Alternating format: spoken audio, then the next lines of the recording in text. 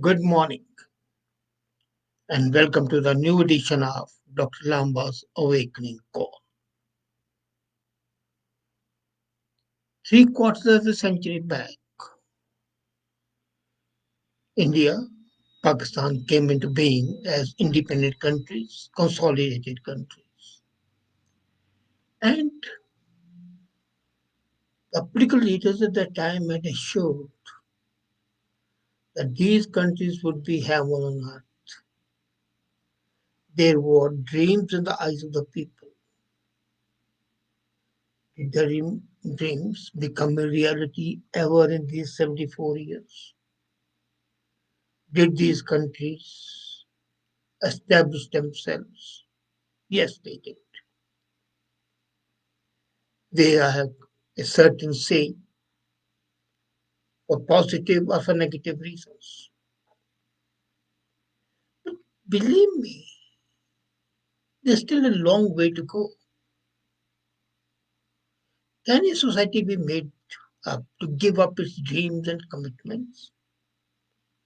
I agree 75 years, 74 years is not a very long time in the journey of any society. It's a very short period. It's not long enough to fulfill their dreams. And it's not short enough to render those dreams irrelevant. If amnesia is affected, then 75 years is a long time. Because the society searched for foundation of its selfhood, giving up both the historical and the modern beacons that guided it. First, I'll take up India, the place where I grew up. Pakistan was the place where I was born. But I grew up, my formative years, my working life was all spent in India. And India at 75, 4 years younger than I am, seemed poised not merely to give up its commitments made at independence. It seemed willing to renounce its historical moral riches and uphold an un-Indian approach to selfhood by giving up its continued inclusiveness. Analysis of the India's departure from the tryst with destiny will strike a balance between deep cut caused by the regime changes and today the search for the other to demonize each party, political party, is in a process not for building but for destroying. The demonization process, as a matter, percolates through the society, and the demonization overtakes all progress. I was so happy to note today that India has the historic forest reserve of a bit short than $642 billion. It was $521 just a year back. $100 billion plus is a big achievement. So economically, India is not bad. Its technocrats rule the world of the technology. Its voice is heard. It's going to be the third largest economy in the world shortly, maybe within a couple of years. So economically, it has advanced. Highways are being transformed into superhighways. But India lost its dream at the same time because of two rules. It has a false sense of achievement. It's an absolutely false. And other is being uneasy with itself. Anti-colonial struggle and the constitution gave up the dreams, not the fulfillment. Unfortunately, Indians always assume that having a dream is as good as it's being fulfilled. And this happened not in the field of politics, but in the realm of ideas too. People forget that the dreams require continuous dreaming, expanding the habit of thinking. But we convert the dreams into dead ends. and the art of thinking. We became thinking that democracy, welfare, nationalism, inclusion were already in the grasp, while they were not, and they are not. So culturally, we are uneasy with our innate plurality. Socially, we are unwilling to accept that the caste was a part of surgical removal. It didn't happen. In a material sphere, we progressed, but we never got scandalized by dirt, squalor. Political process allowed a sense of achievement, despite various maladies. But we remain uneasy with democracy with respect to political equality, not the social equality, and individuality. The outcome was a state that neither cared for the dreams nor worked for its realization. No wonder affection for the nation is being replaced by fear of the state. This means the spirit of India could be swiftly crushed by an electoral coup or an upset. So we are seeing our image through a cracked mirror.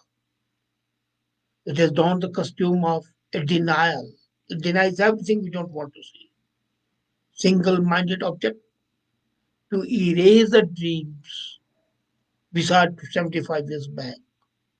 Almost everything associated with those dreams. I remember as a kid, on the Independence and the Republic Day, we used to chant slogans, sweets for distributed, things like that.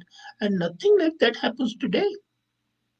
So counting the regime that provides all the sense of dreams is an urgent task, and that's required. India's journey of the next quarter is called to be Amrit Nectar time. And beyond depends on three kinds of politics emerge, converge or converge. The first is the politics of normal opposition. This will surely be many parties competing for former powers, whether they qualify or not. Will they go beyond expanding the social base, increase their vote share? At present, they certainly are not doing so. The second, even more daunting politics is the politics of social society, where little blocks of resistance and alternative continuously built interpersonal, intergroup locations are marked by democratic norm. That's happening. But the disparities need to ensure democracy's form. The social universe has to keep alive, and that social universe is not there. As a matter of fact, that's the biggest problem.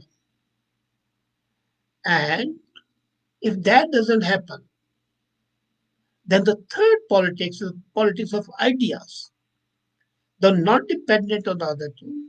Conceptually, the third arena has to be imagined. It's one of the most important things. In the erasure of democracy as well as dreams, bankruptcy of ideas is something shocking. And today, India is short of ideas. Let's be very honest. They are either pro or anti. 75 years back, or rather 74 years back, people got freedom. Freedom meant different things to different people. I can accept that. But the liberation movement was bringing communities together. Imagine Muhammad Ali Jinnah defending Tilk in a sedition case. One die-hard Muslim, the other die-hard Hindu, defending Bhagat Singh, an agnostic against communism. Ambedkar trying to make the struggle of liberation from caste-based society an inclusive women's liberation. So that was something different. But what happened? There was the resistance to Hindu state in Constituent Assembly. I was going through the documents and I found that the people who opposed it were the people like Ambedkar and others. But then Constitution was in fact an embodiment of dreams, fundamental rights, directive principles, which are nowhere in any constitution in the world. They were there. So from 47 to 50, the founding fathers were occupied with the twin task of bringing the new country and preparing a constitution for it. What happened? The freedom from British colonialism did not meet the end of capital interest. But India has progressed in the capital market. There's a complete corporatization, including politics, which is corporatized, education, health. That's a healthy sign. But the wisdom lies otherwise. Now, to start with, let's come. India's per capita income stood at $1,960 at the current PPP in 2020. Pakistan's per capita income is just $1,260. So per capita, compare India and Pakistan. And I did not take up GDP because per capita is much more important. India has a larger population, so GDP would be higher. But per capita, while Pakistan is just $1,260, India is $6,460. And that is an estimate by, but then compare it to Bangladesh. Bangladesh started its journey in 1971 after becoming independent. And they have a per capita income of $2,000, higher than that of India. So isn't Bangladesh doing better than so-called superpower India or the leading Islamic power, Pakistan? So this real comparison of India should be with China because India adopted a social strategy while China took a communist one. But China law had lost 30 million people in from 1958 to 1961 in the Cultural Revolution. So China has performed dismally till 1977, and we were not doing very well. But then China's average agri GDP growth was 7.1%, and the farmers' income grew by 14%. Indian farmers' income grew by 6%. By 2020, China's overall GDP was 14.7 trillion. India was lagging behind at 2.7 trillion. So, you can never see the progress in absolute terms. It has to be comparative with your competitors. Pakistan is a competitor because they were born at the same time. China is a competitor because there's a race for the word global recognition. And then look at sports. In the recent concluded Tokyo Olympics, China won the second highest number of medals, 88 gold medals, 38. India got 48th position, one gold, total seven medals. How do you compare? But Indian IITs have a world recognition education. Chinese do not have a single institute that can compete with any of the IITs. So this becomes much more capable. Now, second lesson is controversial. There's a population. We have allowed the population to go out of the hand. Is that desirable? No. So our progress has been haphazard. We have achieved much on education. Of course, the stupidity of now having going back on the scientific temple by introducing masters in astrology or teaching Desh Bhakti as Kajri was doing, we can discuss yesterday. That sorry, day before. That is there. But we have addressed ourselves much in education, notwithstanding all the eccentricities in health sector, in manufacturing sector, even in agriculture sector. The green revolution, blue revolution, and the white revolution were great. And now, in a quarter of less than a century, what has Pakistan done? How has Pakistan failed? They have occasions to build against negativity and build national confidence. What was the hope of Pakistan when it became independent? Jinnah said it should be liberal, which it is not. He said it should be democratic, it is not. He said it should be tolerant, it's not. He said it's peaceful, it's not. And he said there's no place for what he called poison, corruption, nepotism, and mismanagement. And the women would have an equal place in society. Not a single factor. Now, what happens? Multiple changes challenges emerge over the decades. Political disruptions, military intervention, dysfunctional economic policies. The finest growth of cotton and wheat has been replaced.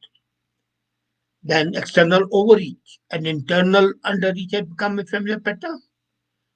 Then the tyranny of geography, that hatred for India and the fear of India have combined together to create. And today, look at it, unemployment. 8.5 million people are currently unemployed, and 40% are surviving below the poverty line. So you can think for economic performance yourself. In India, the unemployment ratio is higher, but so is the population. Percentage wise, as 40% are surviving below the poverty line in Pakistan, in India it is 7.8% of the population. But the total number would be more. UN ranking of sustainable development, the latest figures. Pakistan is at the position of 129, total 193 members. So it's 129 from the top. And in the last 5 years, it has slipped 14 places. Pakistan deserves better, definitely. 990 kilometers of hot water coastline, and Pakistan has not used it properly. Its full potential, not even 25% potential. This is possibly the only country which has a hot water coastline. Indian coastline is not hot, except in parts in the western sector and part in the southern sector. But otherwise, it's humid and other things. But that's hot and not humid. Then diversity, weak institution setting, political immaturity. Now, when they compare themselves not with India, but Bangladesh, Indonesia, Iran, Turkey, South America, South Korea, each have their problems, but they have done them and handled them pretty well. And the tragedy of Pakistan is similar that they differ in their order of priority. The priorities are wrong. They all commit to the market-based economy. All the three major parties in Pakistan say we are in for the market economy. They want capital formation. They want to limit the government role to guarantee a level playing field. They all say that, but they never do it. The single hurdle to the path in the development is concerned is a consensus has yet to emerge. I was talking of the Olympics. The Pakistan Olympic squad had just 8 athletes and 24 officials. Imagine 24 officials, 8 athletes, no medals. Only one sportsman shown in javelin throw. Even Qatar, the size of a minor Pakistani city, won 2 gold medals. And the ratio of 24 is 2 explains why Pakistan is where it is. They had sent only 8 of. Yes, the first thing is that the bureaucrats in Pakistan and the military, they are the biggest bloodsuckers apart from the politicians. Politicians everywhere are. Bureaucrats are rarely, and armies never. In Pakistan, the never and rarely combine. and they form 98%. And then the high level of investment in physical and human capital in businesses, they are earning high profits, but they are not investing either in the physical and the human capital. If Pakistan's markets are homebound, this is because they are compelled to source their imports from certain nations. For example, if they have to import technology, they will be ordered to import it from China, not from South Korea. But then they'll say North Korea is supplying it through China. It's basically Chinese. So they cannot beat the accommodation. Double digit growth in India and China was unimaginable 40 years back. But they opened and they said it, not Pakistan. Education wise, is still going traditional. It has not advanced except the LUMS management studies in Lahore. That is some standing. Barring that, there's nothing. There's no poor long term national planning, silo centered decision making.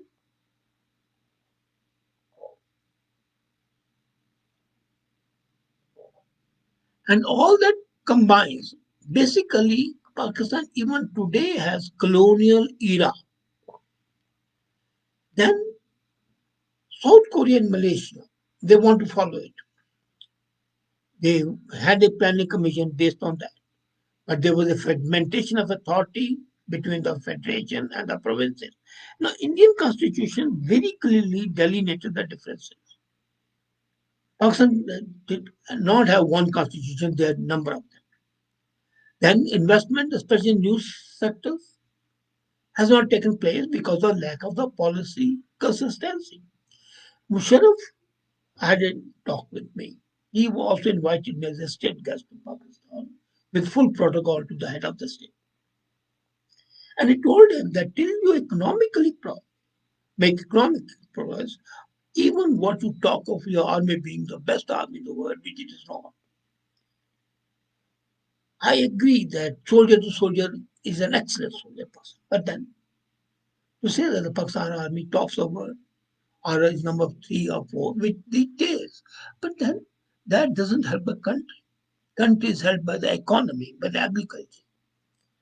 And because of the this policy inconsistency, there's no policy actually. And then, exports have suffered, low value addition, and half of the exports are in categories where the global demand is declining. They have not kept pace with it. India had the sense and at the corporate level, highly educated, capable industrialists, they did it. In Pakistan, they were still tradition bound. The narrative on the FDI is misplaced. Perpetual neglect of agriculture. Now imagine, this was an area the canal network was laid on by the British. And it was a net exporter. Today, Pakistan is a net importer of food. The mismanagement of agriculture has become a matter of food insecurity and unbearable. Pakistan had a great export in their textiles. Today, they are not having enough cotton. So, the principal output is lacking. So, the exports which were from Pakistan have gone to Vietnam, have gone to Malaysia. And then, there's a coming or turning up, I'll say that Pakistan has to ensure and look at things in a proper manner. Today, I would call it's almost a sick nation, almost. Not fully sick, because it hasn't gone like Greece and Italy to the extent of liver burn. Five key aspects of a country make it a full. First, political front should have a firm national consensus and agreement, which Pakistan has. India has. There's firm national consensus on the continuance of democracy. They'll fight, they'll do everything, they'll hate each other. But the hybrid system where army is given an unusual place and pedestal is not there in India. In Pakistan, it's a hybrid political system. Outward democracy, reality, no. Second, emerging of forces are changing power dynamics. Energetic media, diverse civil society. You cannot say that there's an energetic media. There's a body called PEMRA. They are breathing down their neck all the time.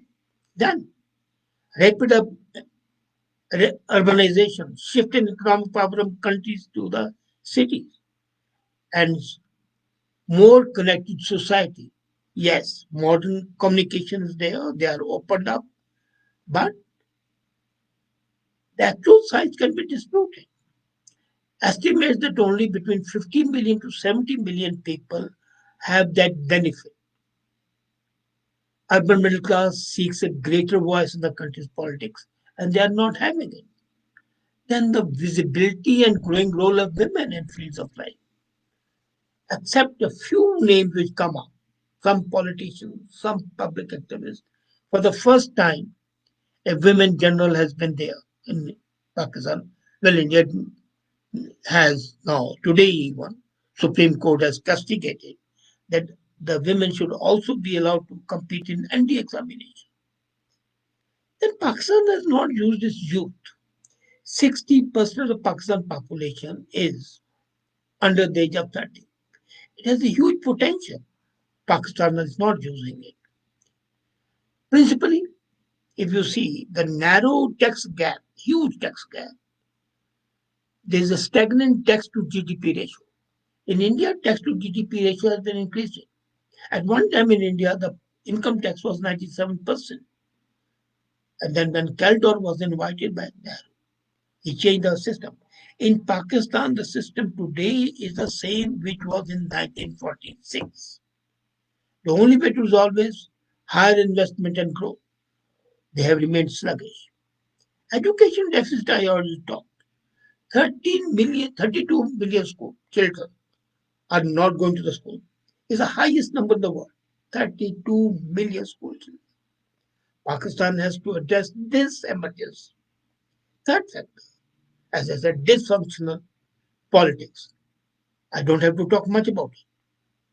So both the countries have come up, but India has definitely stabilized and established its stature as an economic being full of better infrastructure, better health, better education, better cleanliness, and better, stronger institutions. Pakistan, yes, it has come up. It has come up for a certain class, not for the common pipeline. So that's the difference. These 74 years are an indicator how we are going to take. Now, whether India can get over that chasm, uh, the conflict between patriotism and nationalism, forget it. Let the government talk about it. If India can somehow or the other get over that divisive politics, India is poised to be the leader. It may not be number one, but it would be at par with number two at least. Pakistan has a long way to go. Despite all the bravado, when the Pakistan Prime Minister calls Taliban the liberators and overthrows of slavery in Afghanistan, that shows political immaturity and a myopic vision. I wish these countries well, but keep my fingers crossed.